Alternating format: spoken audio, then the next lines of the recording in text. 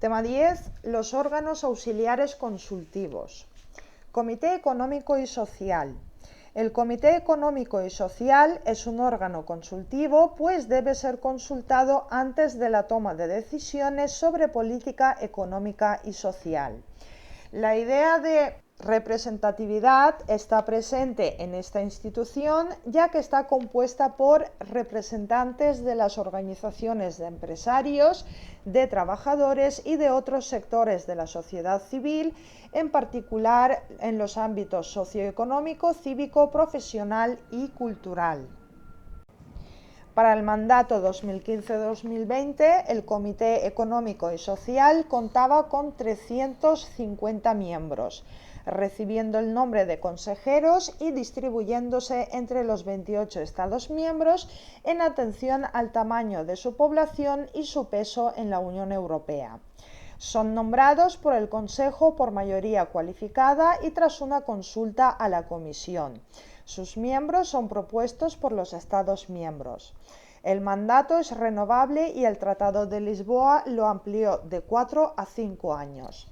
Los consejeros no deben estar vinculados por ningún mandato imperativo y no representan a los estados que los proponen, sino a las organizaciones de las que provienen. Funcionamiento. Con sede en Bruselas, tiene autonomía para establecer su propio reglamento interno y consta de 4 órganos: la Asamblea, la Mesa, el Presidente y secciones especializadas. La Asamblea se organiza en grupos de interés socioeconómico y son 3: empresarios, trabajadores y actividades diversas, agricultores, consumidores, artesanos, etc. Cada grupo elige a su presidente, aunque cada consejero elige al grupo al que pertenecer, y su incorporación definitiva depende del resto de los miembros del grupo. Un consejero no puede pertenecer a 2 grupos distintos. El presidente es elegido por turno de rotación entre los miembros de los 3 grupos. Su mandato es de 2 años y medio y no puede ser reelegido. Preside los trabajos del comité, lo representa en las relaciones exteriores y carece de voto de calidad. La mesa está compuesta por el presidente, vicepresidentes, los presidentes de los grupos, los presidentes de secciones especializadas y un número variable de miembros que no será superior al de Estados miembros, y la mesa debe incluir al menos un representante por cada Estado miembro y 3 como máximo. Y las secciones especializadas son las que preparan los debates plenarios del comité mediante la elaboración de dictámenes y documentos informativos que se presentan a la Asamblea. Cada sección está especializada en un determinado ámbito y actualmente hay 6 secciones. Excepcionalmente pueden establecerse subcomités para elaborar proyectos de dictamen o de información sobre un único asunto, que se extinguirán una vez que el comité vote.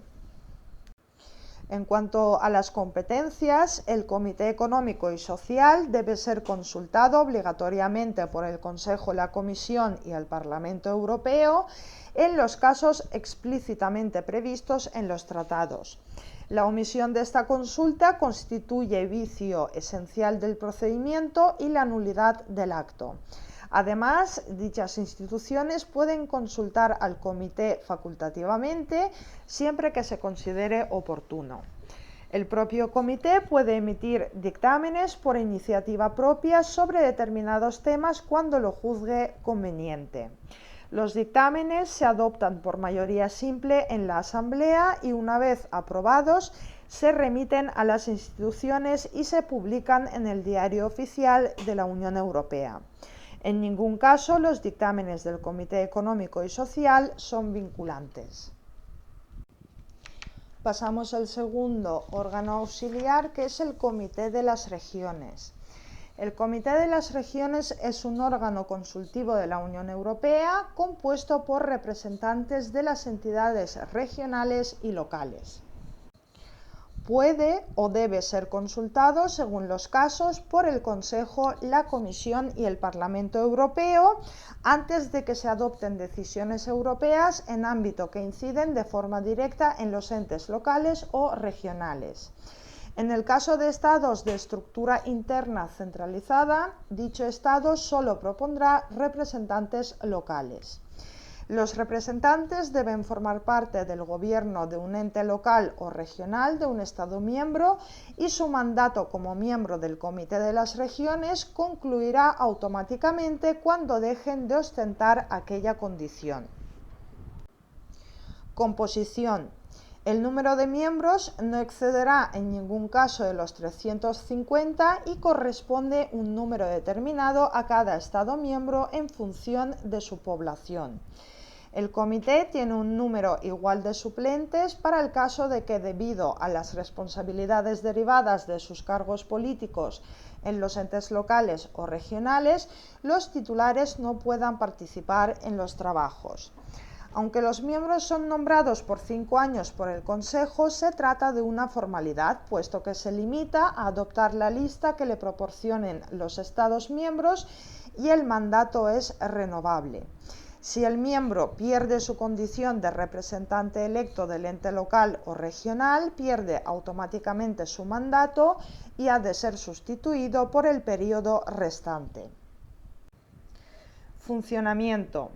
El Comité de las Regiones goza de autonomía para establecer su reglamento interno y su sede se encuentra en Bruselas.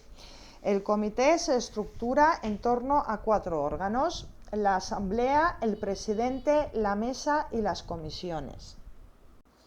La Asamblea se reúne en pleno al menos cada 3 meses y los miembros se organizan en 28 delegaciones nacionales que agrupan a los representantes de un mismo Estado, pero también en grupos políticos de acuerdo a sus afinidades políticas, a semejanza del Parlamento Europeo. El Pleno se encarga de la aprobación de los dictámenes. El Comité de las Regiones designa de entre sus miembros al presidente y a la mesa por un periodo de 2 años y medio. El presidente dirige las actividades del comité y lo representa en el exterior. Y la mesa organiza los trabajos del comité y de sus comisiones y está compuesta por 63 miembros que reflejan el equilibrio nacional y político. Y las comisiones especializadas, cada miembro del comité pertenece como mínimo a una comisión y como máximo a 2. Actualmente existen 6 comisiones. En cuanto a las competencias, el Comité de las Regiones debe ser consultado de forma preceptiva por la Comisión, el Consejo y el Parlamento Europeo en los casos previstos en los tratados. Dichas instituciones pueden fijar un plazo que nunca podrá ser inferior a un mes para la presentación del dictamen preceptivo. Pasado el plazo fijado sin haberse recibido dicho dictamen, se podrá prescindir de él. La omisión de la consulta o no respetar el plazo conlleva un vicio esencial y nulidad del acto. Se puede además consultar al comité cuando lo estimen oportuno. Por su parte, el propio Comité de las Regiones puede emitir dictámenes si hay intereses específicos en juego y por iniciativa propia si lo estima conveniente.